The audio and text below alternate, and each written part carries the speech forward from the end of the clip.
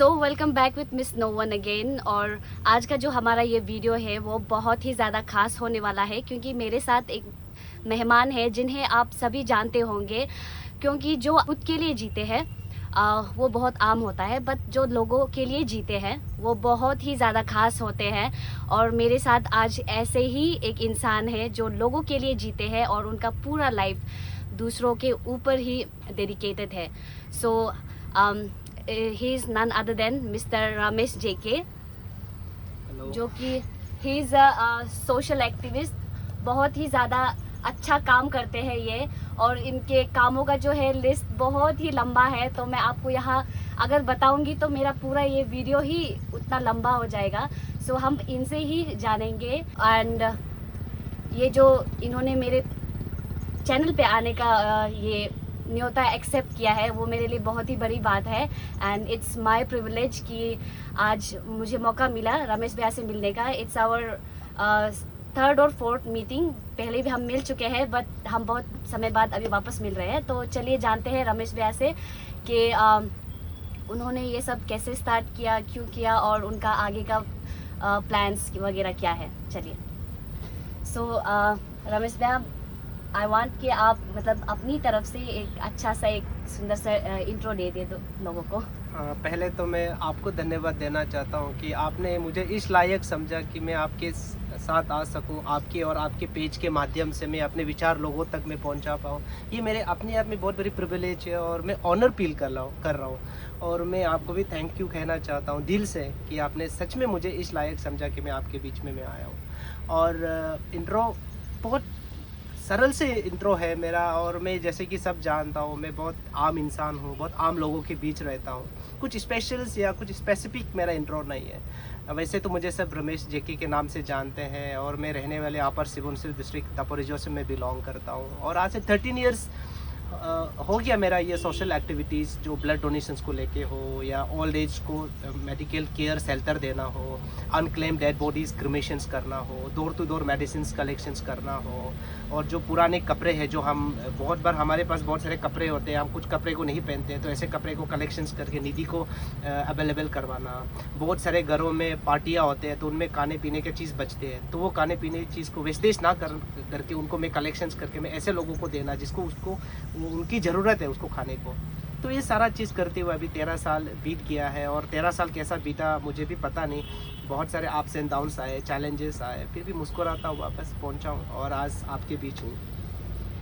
सो रमेश भैया, आप मतलब आपने बहुत ये यंग एज में ये शुरू किया था ना, तो मतलब कौन सा चीज़ था जिससे आप इतना मोटिवेट हुए कि आपको ये करना चाहिए करके?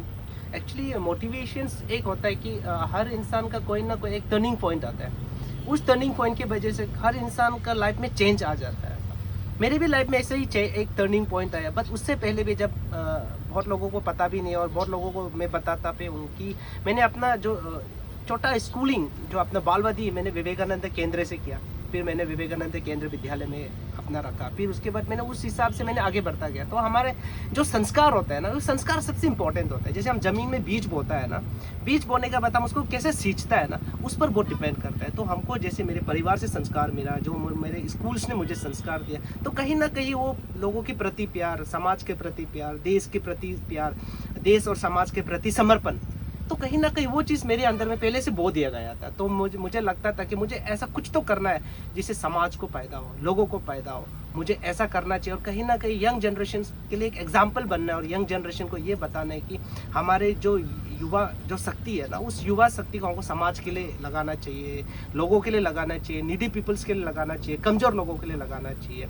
मैं ऐसे सोचता था, बट मेरा एक टर्निंग पॉइंट ऐसा आया 2008 को, क्योंकि मुझे कभी आइडिया नहीं था। मैंने ब्लड डोनेशंस को लेके मैंने शुरुआत किया, लेकिन मुझे कभी ये आइडिया नहीं था कि ब्लड डोनेशंस भी करना है, करेगा ऐसा करके। जब मुझे अपने क्लास 12 के बाद मुझे अपॉर्चुनिटी और एक बहुत बड़ा एक मौका मिला कि डिफेंस ज्वाइन करने का, नेशनल डिफेंस एकेडमी ज्वाइन करने का, और मुझे ऐसा दो शख्स लोग ने मुझे सपोर्ट किया जो बहुत ही रियल हीरो है, रियल लाइफ हीरो है।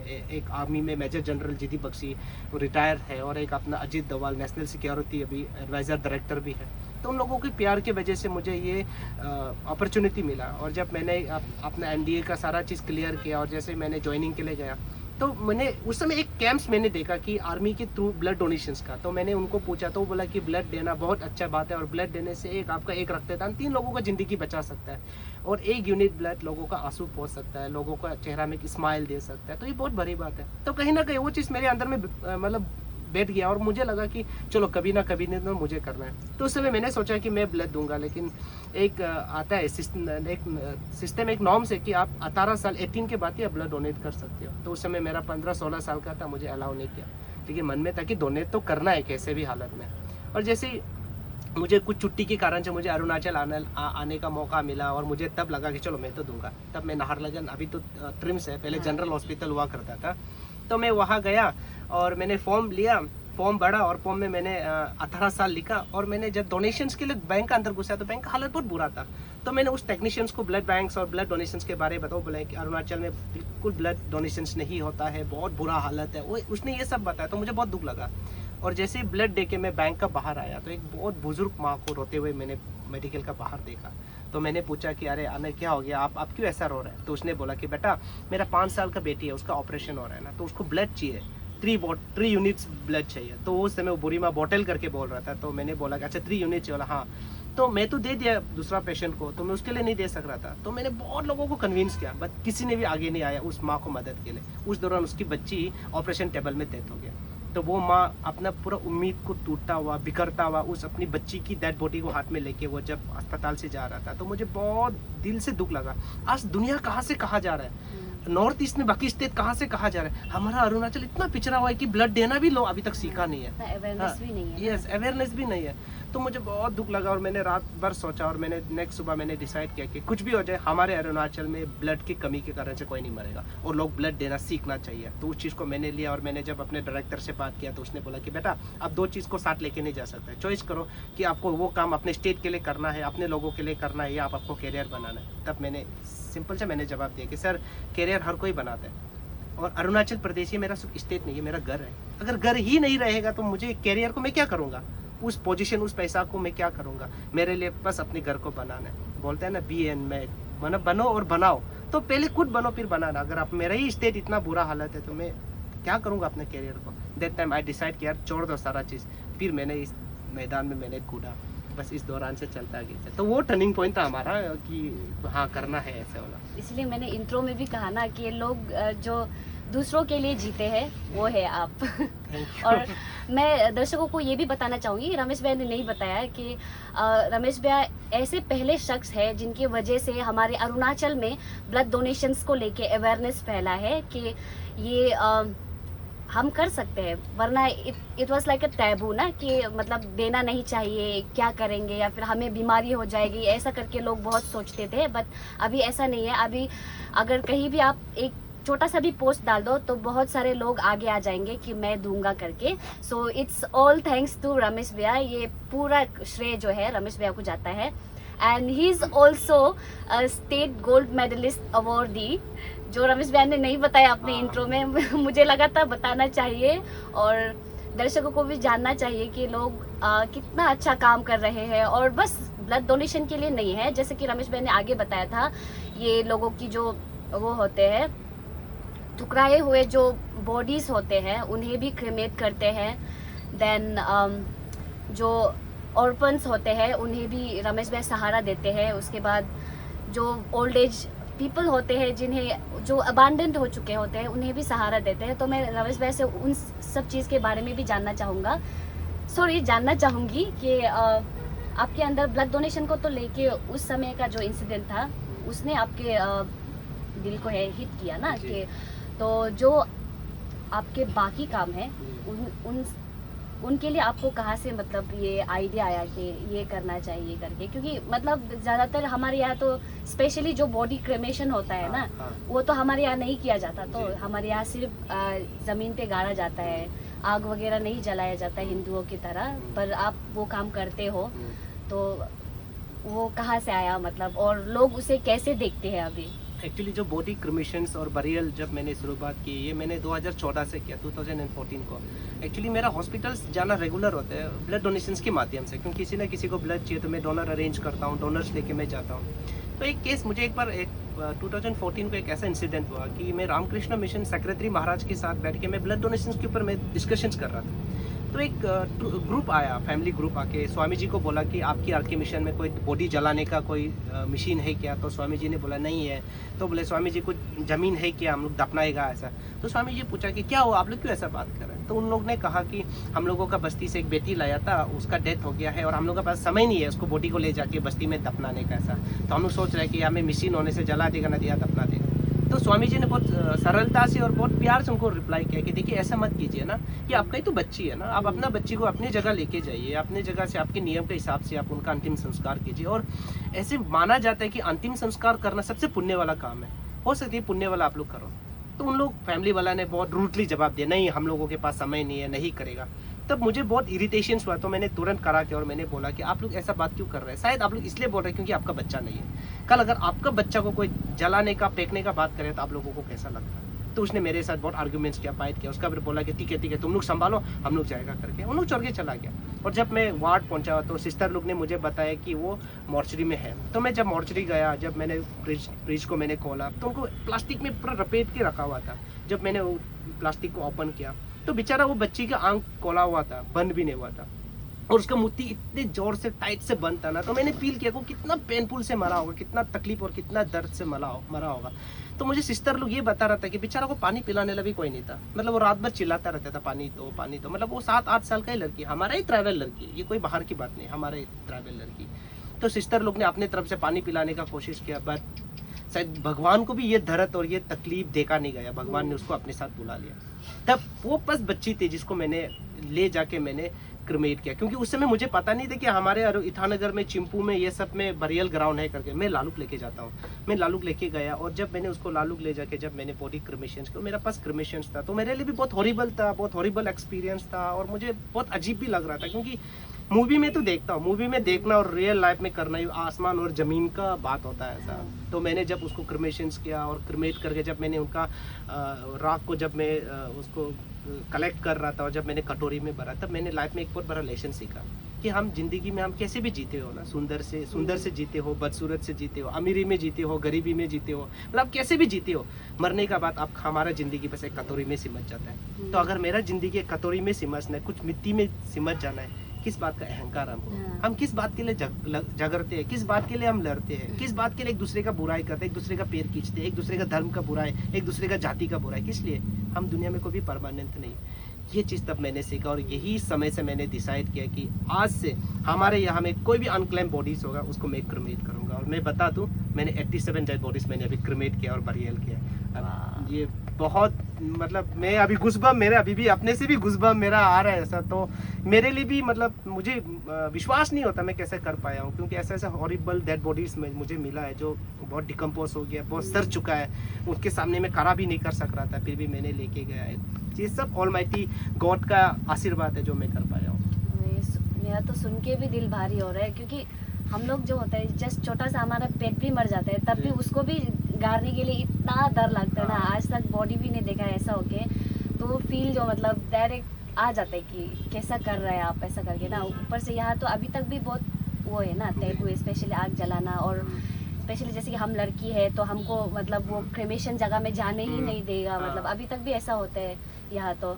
तो ये सब चीज़ मतलब बंद भी होना चाहिए, क्योंकि हम भी एक इंसान है ना जाके, और वही सबका जिंदगी एक कटोरी में ही समाना है, या फिर एक जमीन 2 गज का जमीन में ही मतलब सिमट जाना है। तो वही बस खुशी बात हो ना, अच्छा काम करो, बट आप अच्छा बात करो, मतलब या फिर ये नेगेटिविटी इग्नोर ही कर दो ऐसा। वही जो ये बहुत बड़ी चीज़ है। और शायद मैं समझता हूँ आपके इस चैनल के माध्यम से ऑब्वियसली मैं तो बोलना चाहूँगा कि लोग अहंकार को छोड़ें, आप ह्यूमैनिटी को फर्स्ट रखें, क्योंकि इंसानियत ही सबसे बड़ा धर्म है और सबसे बड़ा जाति है। इससे बढ़कर कोई धर्म और कोई जाति नहीं होता, बाकी जो भी है वो हमारा बनाया हुआ है। तो हमको लगता है कि इंसानियत को करना चाहिए। और आज भी जब अनक्लेम डेड बॉडीज मिलता है, दुख लगता है, तो प्लीज़ हमारे लोग अपने लोगों का डेड बॉडी हो या मरा हुआ उनको भी अबेंडन ना करें, उनको भी उनका ही अधिकार उनको दे, उनका अंतिम संस्कार अच्छे से और प्रॉपरली करें। और मनोज भाई, जो इसका बारे में हम पूछना चाहेगा, जो ओल्ड एज मतलब आप सहारा देते हैं ना अबांडन क्या को, बुरा बुरी लोग को, तो मतलब आप अभी तक मतलब कितना ऐसा लोग को मतलब वो कर चुके हैं, सहारा दे चुके हैं आप? कभी कभी तो मुझे जब कोई पूछता है तो तब मैं कहीं ना कहीं मन अंदर काउंटिंग करता हूँ कौन कौन, या तो मैं तो याद भी नहीं रहता हूँ क्योंकि ना मैं उसको लिखित में रखता हूँ, क्योंकि मैं सिर्फ सोचता हूँ यार काम करते जाओ हाँ, करते कि जाओ आप करते जाओ। सेल्फलेसली काम कर रहे हैं ना, इसीलिए। वही, बस करते जाओ, ऊपर वाला देख रहा है ना, वो ऊपर जो बैठा हुआ है अगर है भगवान तो वो देख रहा है, बस उसके नज़र में करते जाओ। तो बस मैं करता जाता हूँ, उसमें भी मैं कहानी के माध्यम से मैं अभी भी ये ओल्ड एज कभी कैसे मुझे मिला मैं ये भी शेयर डेफिनेटली मैं करना चाहूँगा, क्योंकि आज बहुत दुख की बात है कि आज हमारे समाज में, हमारे अरुणाचल प्रदेश में लोग अपने पेरेंट्स को अबैंडन करते हैं, अपने माता पिता को छोड़ देते हैं। उस माता पिता को जिसने हमको पाला है, पोसा है, हमको संस्कार दिया है, हमको हर तकलीफ से बचाया है, और हम जब अपने पैर में खड़ा होते हैं, हम जब जिम्मेदारी बनता है, लायक बनता है, हम उस माँ को छोड़ देते हैं, उस पिता को हम छोड़ देते हैं। तो ये आज प्रैक्टिसेस हमारे समाज में आज होता है, हो भी रहा है, और ये चीज़ को दर्शाता है कि हमारी मानसिकता कैसा है। आज समय है हमारी मानसिकता को बदलने का। तो बहुत दुख की बात कर लगता है, आज से 2013 आज से 8-9 साल पहले की बात है, जैसे कि मैंने थोड़ी देर पहले बताया अस्पताल जाना मेरा रोज का होता है। तो ये मुझे 2013 एंड 26 ऑफ जून को मुझे नाहरलगन में ये केस मिला, और जब मैंने ब्लड डोनेट किया और ब्लड डोनेट करके हॉस्पिटल से मैं बाहर आया, और मैं जब छोटा सा होटल के बाहर बैठ के मैं लाइट रिफ्रेशमेंट कर रहा था, और बहुत बारिश का मौसम, आप देखते हैं जून जुलाई को कैसे बारिश का मौसम होता है। तो जब कर रहा था तो कोई एक हमारे एक लोकल कोई ओल्ड मदर ने मेरा कपड़ा को पीछे से ऐसा खींचा, तो मैंने पीछे मुड़ा, तो बोले बेटा बहुत भूख लग रहा है, हमको कुछ खाने के लिए दे दो। तो मैंने बन लेके दिया, खाया, 2 दिया खाया, 3 दिया खाया, और जब वो खाने का बाद मैंने पानी पिलाया, वो जा रहा था तो मुझे क्लिक हुआ कि, और सोचा कि अरे हमारे ट्रैवल में भी ऐसे क्यों भीख मांग रहा है। तब मैंने उनको रोका और मैंने बोला कि अनय आप ऐसे क्यों मांग के खा रहे हैं, आपका फैमिली लोग कहाँ है ऐसा। वो नहीं बताया, मैंने बार बार मैंने पूछा, जब मैंने 6-7 टाइम्स जब मैंने उनको पूछा, तब उसने रोते हुए मुझे रिप्लाई किया कि बेटा हमको ना मेरा पति और मेरा बेटा ट्रीटमेंट करेगा बोल के दूर दरार बस्ती से लेके आया, बोला बेटा पानी लेने जाएगा बोल के चला गया, 5 दिन हो गया वापस नहीं आया। तो सोचो उस माँ का क्या हालत था होगा उस बारिश के मौसम में, लाचार, बेबस, भूखा प्यासा कैसे रहा होगा। शायद भगवान को भी ये देखा नहीं गया। I am so lucky and I am so honour, I am so privilege कि भगवान ने फिर मुझे चुना कि बेटा तुम ही ये कर सकते हो। और जब मैं उनके पास गया और उसने जब मैंने उनको बताया तो जब रोते हुए मुझे ऐसा जवाब दिया और मुझे बहुत दुख लगा। और जब मैंने उनका हाथ को मैंने पकड़ा तो उनको बहुत फीवर था, बहुत हाई फीवर था। तो मैंने उनको मेडिकल लेके गया और जब मैंने उनको डॉक्टर्स को दिखाया तो डॉक्टर बोला ये तो उनको प्रॉब्लम है तो डॉक्टर ने बोला कि इनको ऑन्कोलॉजिस्ट से दिखाइए ना, तो कैंसर डॉक्टर से दिखाया। और जब मैंने कैंसर डॉक्टर के पास उस बुरी माँ को लेके गया तो आप बिलीव नहीं करेंगे उनका ब्रेस्ट में कैंसर था, पूरा ब्रेस्ट सर चुका था उनका और एक कॉटन सा टी शर्ट पहना हुआ था। वो टी शर्ट पर स्किन के साथ चिपका हुआ था। तो हमारे जब हाथ में छोटा सा कॉटन चिपक जाता है गाँव में और उस कॉटन को जब निकालते सोचो कितना पेनफुल होता है। तो माँ इतना दिन से उस पेनफुल को झेल रहा था तो हमको उस ट्रीटमेंट के लिए घाव को तो देखना था। तब हम लोगों के पास कोई ऑप्शन नहीं था तो हम लोग ने उस कपड़े को स्किन से अलग करना शुरू किया ब्लेड लेके। तो माँ इतना रोया तो करते करते मेरे भी बहुत आंसू निकला। मैं फील कर रहा था कि उसको कितना दर्द हो रहा होगा। जब काट के पूरे चाटी से उनका टी शर्ट को निकला और जब पूरे चाटी को कपड़ा को बाहर आया तो उनका पूरे चेस्ट में छोटा छोटा होल था। उस होल के अंदर ढेर सारा छोटा छोटा पूक बहुत ज़्यादा था। तो डॉक्टर ने बोला कि इसको इमीडिएट ट्रीटमेंट देना। जब वहाँ से एक कटोरी भर के फूक निकला और जब डॉक्टर ने उनको कीमो करना शुरू किया और जब ड्यूरिंग कीमो उसको जनरल वार्ड में एडमिट किया तो पेशेंट लोग उनको कंप्लेन किया कि ये बुरी का बहुत बदबू आता है, शरीर से बहुत बदबू आता था। सब ने कंप्लेन किया तो मैंने भी जेन्युइन नहीं लगा कि आएगा तो बाकी को तो तकलीफ होगा। तो मैंने केबिन शिफ्ट किया। ऐसे करके मैंने 2 साल तक मैंने उनका क्या ख्याल रखा। मैंने बहुत कोशिश की उनका परिवार को ढूंढूं, हो नहीं पाया। फिर एक मरतबा मुझे एक नेशनल प्रोग्राम मिला जब मैं बॉम्बे गया और जब प्रोग्राम करके वापस लौट के आया तो वो केबिन में नहीं था। तो मुझे फील हुआ कि शायद उनका परिवार वाला मतलब सोचा होगा कि हम गलती कर लिया, चलो अभी माँ को लेके जाएगा होगा। तो ऐसा करके मैं भी रिलैक्स होके बैठा। 10 दिन के बाद रात का लगभग 9:30 से 10 बजे के आसपास मुझे कॉल आया और जब मैंने फ़ोन उठाया तो बोला बेटा हम मरने वाला है ना, प्लीज़ हमको लेने आओ। तो हमको इतना दुख लगा। मैंने पूछा कि अरे आप कहाँ है? मैं मुझे लगा कि आप तो अपने घर गया। तो बोला कि नहीं बेटा आप नहीं था ना। तो एक कोई आदमी आया था और बोला कि लोकल ट्रीटमेंट से कैंसर ठीक होता है और बेटा मरने मन नहीं है ना। हम बिल्कुल भी मरने मन नहीं है बेटा। तो आप नहीं था तो और मेरा पास तो मोबाइल भी नहीं है, आपका नंबर भी नहीं है, तो हम कैसे आपको कॉन्टेक्ट करता। तो हम चला गया और वो आदमी हमको ला के रोइंग का एक बस्ती में रख के जहाँ में हम खेती करके दान रखने को जो घर बनाता है ना उसमें रख दिया बोला। और 7-8 दिन से वो आदमी आ ही नहीं रहा। बेटा हम यहाँ मरने लंग को लेने आओ। तब उस दिन मैंने बोला कि ठीक है मैं कल आके लूँगा। तो मैं उस शख्स उस इंसान का नाम बताना चाहता हूँ जिस समय मुझे बहुत सहयोग दिया। उस समय हमारे नेशनल टेलीविजन में एक शो आ रहा था, इंडियन गॉट टैलेंट्स, और उस समय में अपना विनर रहा ना तोको तेजी।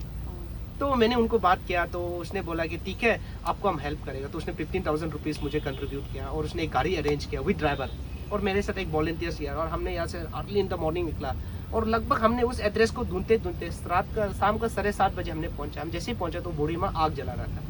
तो वो मुझे देख के वो इतना रोया और मुझे हक किया। हक करके वो बोला कि बेटा हमको लगा था शायद आप नहीं आ पाएगा होगा ऐसा। तो मैंने बोला कि थोड़ी ना ऐसे होता है, हम आपको प्रॉमिस किया ना, आपका अंतिम तक हम आपका साथ रहेगा ऐसा।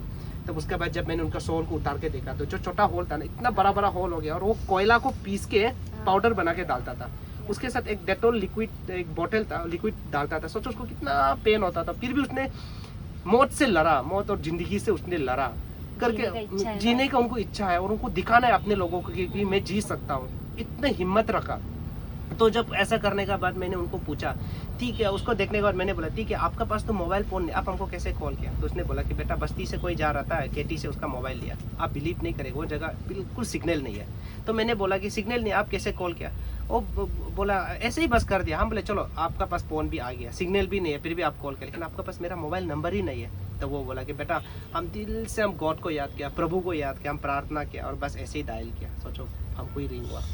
मतलब तब हम फील किया कि नहीं भगवान है, ऐसा कोई शक्ति तो है, ऐसा कोई पावर है जिसको हम नहीं समझता या हम कभी उसको कभी फील नहीं किया, लेकिन मैंने उसको फील किया। तब कनेक्ट कर रहे, मैं स्पीचलेस हो गया, मैंने कुछ नहीं बोला। मैंने उनको उठाया, बिठाया, और सुबह जब लेके जा रहा था ना बैठने के हालत में ना था ना वो लेटने का हालत में था। धीरे धीरे हम लाया, आरके मिशन पहुंचाया, ओटी खुलवाया, 2 कटोरी भर के उसका शरीर से फूंक निकला, और डॉक्टर ने बोला कि अब इसका लंग्स भी पूरा डैमेज हो गया, बस कुछ दिन का ही मेहमान है। तो मैंने केबिन लिया, और केबिन में मैंने जब उनको रखा तो सप्ताह भर इलाज किया। और जब मैंने उसके लिए पानी लेने गया, मैं किसी को बिठाया था, तो बोला कि आपको बुला रहे। जब मैं गया और उसने बोला कि बेटा पिलो को हटा दो सिर से, आपका गोदी में हम मेरा माथा रख दो ऐसा। हम उसको अपने गोदी में ऐसा रखा, और वो अपना ऑक्सीजन मास्क को अपने हाथ से निकला, और वो कुछ नहीं बोला, बस मेरे हाथ में गाल में हाथ रखा और बोला कि बेटा बस आप हमेशा खुश रहो, ऐसा हमेशा खुश रहो, ऐसा कह के उसका आंख से आंसू बहा, और उसने उस समय अपनी दम तोड़ दी।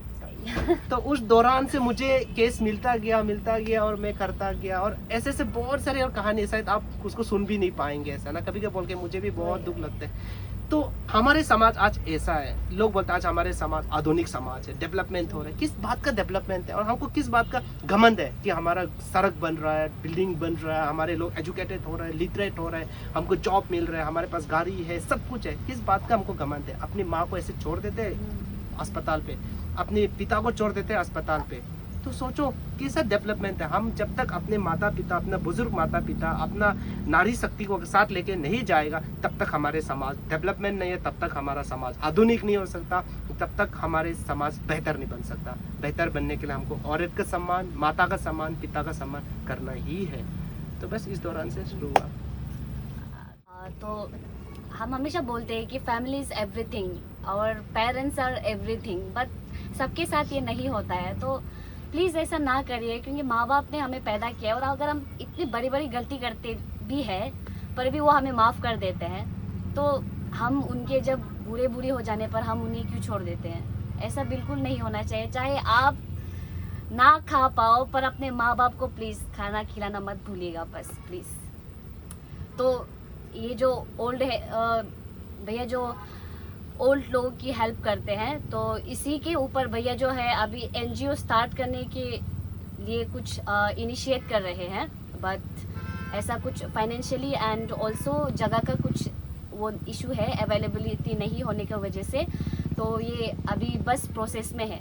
तो मेरे ये चैनल के माध्यम से मैं जस्ट चाहती हूँ कि आप लोग जितने भी मतलब लाइक माइंडेड लोग हैं, तो कुछ अगर फाइनेंशियली अगर कुछ हेल्प करना चाहो तो आप ज़रूर कर सकते हो। मैं रमेश भैया का जो नंबर है और अकाउंट नंबर वगैरह मैं डिस्क्रिप्शन बॉक्स पे दे दूँगी या फिर स्क्रीन में दे दूँगी।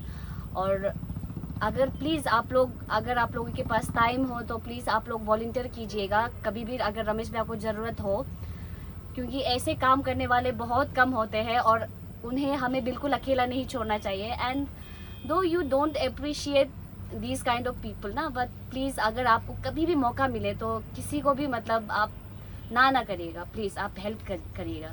और रमेश भाई आपका जो वो है ना जी। एनजीओ आप स्टार्ट करने वाले हो, उसके बारे में जस्ट थोड़ा सा बता दीजिए हमारे पब्लिक को। डेफिनेटली मैं उससे पहले मैं ज़रूर बोलना चाहूँगा, आप जब बोल रहा था तो मुझे भी ख्याल आ रहा था, सच में मुझे अप्रिसिएशन नहीं चाहिए।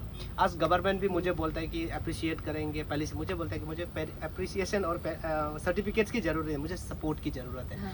मुझे नहीं है, ऐसे बहुत सारा अनाथ है, ऐसे बहुत सारा लाचार लोग हैं, तकलीफ लोग हैं, उनको मदद की ज़रूरत है। हाँ। तो आप कर सकते हैं तो आप कीजिए, मुझे अप्रिसिएशन नहीं चाहिए। मैं बहुत बार अपने फेसबुक पेज में भी मैं लिखता हूँ, बहुत लोग अप्रिशिएट करते हैं, तब भी मैं बोलता हूँ मुझे अप्रिसिएशन नहीं चाहिए। आप अगर कर सकते हो तो प्लीज़ आप इन लोगों के लिए कीजिए। मैं अप्रिसिएशन के लिए या मैं सर्टिफिकेट पाने के लिए या रिकॉग्नाइजेशन के लिए मैं काम नहीं कर रहा हूँ। मैं काम कर रहा हूँ क्योंकि लोगों को उसकी ज़रूरत है। तो मैं फिर से मैं बोलना चाहता हूँ कि अप्रिसिएशन की बिल्कुल ज़रूरी है। मुझे सिंपैथी नहीं चाहिए, मुझे प्यार चाहिए, मुझे सपोर्ट चाहिए। ये सिंपैथी देने का मुझे कोशिश भी मत कीजिए और मुझे सिंपैथी की कोई ज़रूरत नहीं है। और साथ ही साथ हमारे समाज में ऐसे बहुत धनी व्यक्ति भी बहुत ज़्यादा है, क्योंकि कहते हैं ना कि हम काली शरीर और काली हाथ आए थे, काली शरीर और काली हाथ ही जाएगा और रह जाता है तो हमारे नाम। अगर मैं ऐसे धनी व्यक्ति को मैं जो बोलना चाहूँगा कि अगर आपके पास ज़मीन ज़्यादा है तो इतना टुकड़ा भी दे सकते हो, ताकि मैं एक ओल्ड एज होम बना पाऊँ ना, क्योंकि ओल्ड एज होम ज़रूरी है बहुत ज़्यादा। क्योंकि आज ऐसे बहुत सारा माता लोग है जो आज भी अबेंडेंट होता है, आज उनको भी छत की ज़रूरत है, उनको खाने पीने का रहने का भी ज़रूरत है, क्योंकि मैं देखते रहता हूँ। तो अगर आप छोटा सा ज़मीन अगर आप मुझे देते हो, मैं आपके नाम से या आपके फैमिली के नाम से, आपके कम्युनिटी के नाम से या आपके ग्रैंड माँ पिताजी के नाम से मैं उस ओल्ड एज होम को चलाऊंगा। मैं अपने नाम से नहीं चलाऊंगा। मेरा सिर्फ पर्पस है कि लोगों को सहारा मिलना चाहिए। मेरा पर्पस, मुझे अपना क्रेडिट या अपने नाम बनवाना नहीं है। अगर जो ज़मीन डोनेट कर सकेगा मैं उनके नाम से मैं ओल्ड एज होम रन करूंगा मैं। तो प्लीज़ जिसके पास ज़मीन है तो थोड़ा सा ज़मीन दे दीजिए। आपका ज़िंदगी, आपका नाम, आपका परिवार, आपका कम्युनिटी का नाम अमर हो जाएगा परमानेंट। जब तक ओल्ड एज होम चलेगा आपका नाम और आपका परिवार का नाम हमेशा लोग याद करता रहेगा और रहता रहेगा। तो इसलिए मैंने आपकी बात से लेके मैंने इस बात को मैंने जोड़ा। तो आई गेस हमारा जो ऑडियंस है उसको थोड़ा बहुत पता चल ही गया होगा, मतलब थोड़ा बहुत नहीं, बहुत कुछ पता चला होगा इस वीडियो के माध्यम से कि रमेश भाई के बारे में और वो क्या काम करते हैं। सो हमारा जो वीडियो है बस हम इतना में ही समाप्त करेंगे। और मैं बोलना चाहूँगी कि रमेश भाई जो है ब्लड डोनेशन कैंप्स हमेशा करवाते हैं, कहीं भी किसी भी हॉस्पिटल में, वो ट्रिम्स में भी करवाते हैं, आरके मिशन में भी, या फिर कहीं भी कम्युनिटी हेल्थ सेंटर में ऑर्गेनाइज करते हैं भैया। तो प्लीज़ आप उस पर भी आप ज़रूर साथ दीजिएगा। अगर आपके पास टाइम हो प्लीज़ आप आइए और हेल्प कीजिएगा। और भैया जो है एक वो भी चलाते हैं blood donation, Arunachal blood donors association करके ना भैया, ऐसा भी एक एसोसिएशन चलाते हैं, तो आप उसमें भी आप मेंबरशिप ले सकते हो। सो थैंक्स टू रमेश भैया कि हमें इतना टाइम दिया और इतनी अच्छी अच्छी बातें शेयर की कि हमने अगर नहीं भी किया है तो वो कहानियाँ सुन के जो है हमारे अंदर का जो है आत्मा जो है थोड़ा साफ हो गया बहुत। और प्लीज़ आप लोग हेल्प कीजिए जितना हो सके। इस हम ओल्ड एज होम को बनाने में हम रमेश भाई की हेल्प करेंगे। चलिए प्लीज़, धन्यवाद।